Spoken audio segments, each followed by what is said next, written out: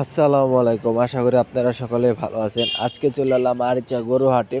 আপনাদের দেখাবো ছোট বাছুর গরু, ষাঁড় বাছুর গরুর দাম কীরকম কীরকম দাম যাচ্ছে তা আপনাদের দেখাবো। আপনারা সঙ্গে থাকুন। দাম সহকারে আপনাদের জানানো হবে।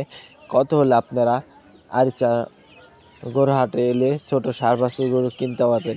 50 থেকে 70,000 টাকা হলে আপনারা আরিচা হাটে এসে ষাঁড় বাছুর গরু কিনতে পারবেন।